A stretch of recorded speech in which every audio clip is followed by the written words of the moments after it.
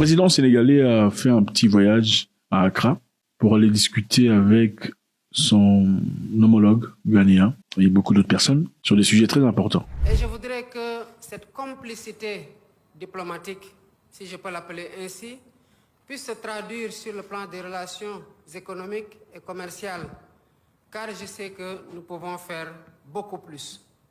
Nous pouvons faire beaucoup plus sur le plan commercial, sur le plan économique, mais nous pouvons même faire beaucoup plus sur le plan des relations diplomatiques.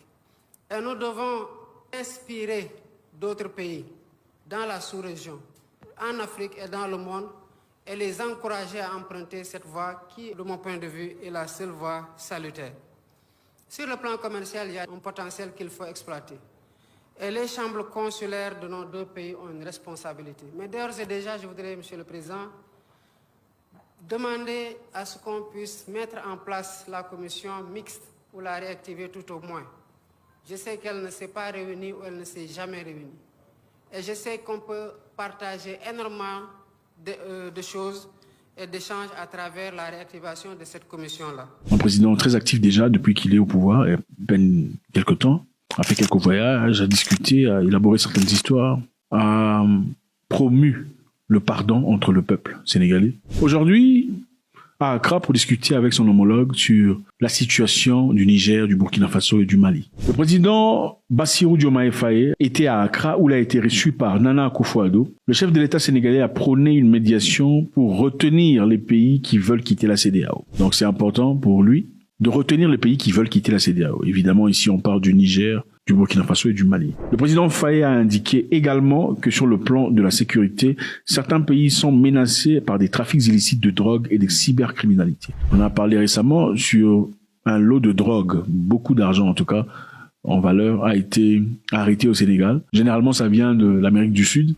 mais ce n'est vraiment pas pour être consommé au Sénégal, c'est souvent pour être consommé en Europe, en Roumanie et ailleurs. L'Amérique du Sud se sert de l'Afrique comme escale très souvent. Donc le président Faye a mentionné qu'il était important d'appeler les frères sénégalais, nigériens et maliens pour s'asseoir et discuter, au lieu de continuer à bouder comme on le fait. Il a donc exhorté son homologue ghanéen de faire en sorte de retenir le Mali, le Burkina Faso et le Niger qui sont à la porte ou au point de quitter la CEDEAO. Nous savons qu'au mois de janvier, le Mali, le Burkina Faso et le Niger avaient décidé de quitter la CEDEAO.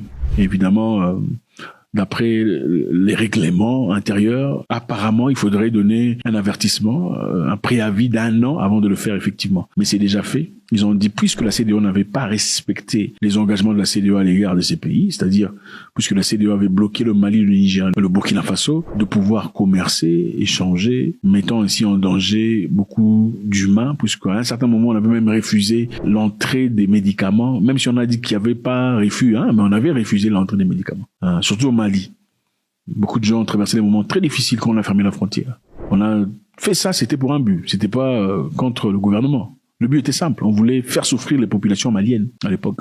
On voulait que les Maliens souffrent, espérant voir les Maliens se révolter contre le gouvernement actuel, qu'ils appellent la junte.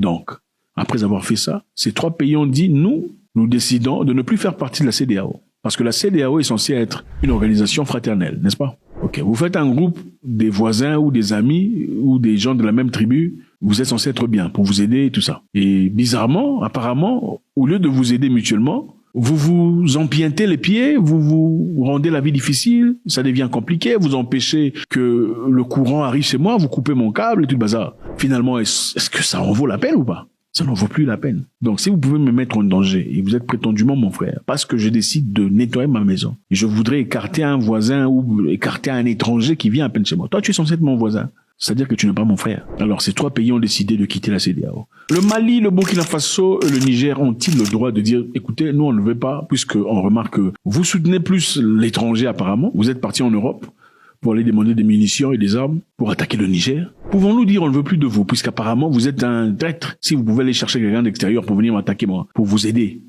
Et ça s'est passé au moment où le président nigérien Tinubu demandait ou encourageait les pays africains de se mettre ensemble pour aller attaquer le Niger. Quand ils ont fait leur sit-down, on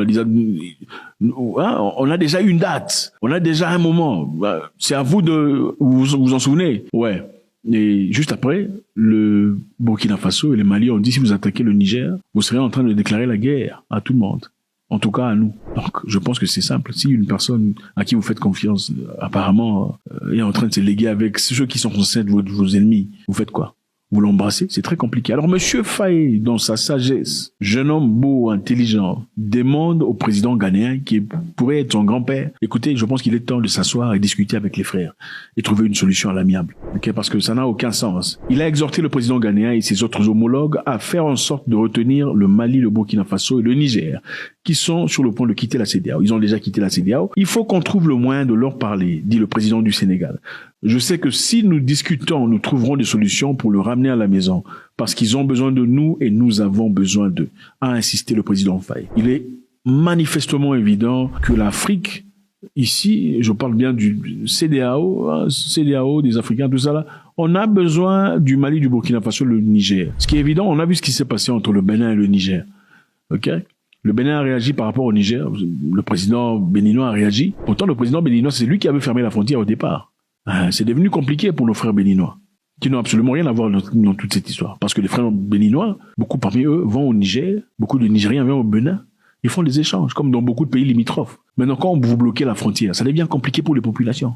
Et le président le dit sagement, le président sénégalais, nous avons besoin d'eux et eux ont besoin de nous, il faut qu'on travaille ensemble. Maintenant, la question qui se pose, comment est-ce qu'on peut ramener le Mali, le Niger dans la CEDEAO, pendant qu'on sait que la CEDEAO n'est pas tout à fait totalement contrôlée par les Africains?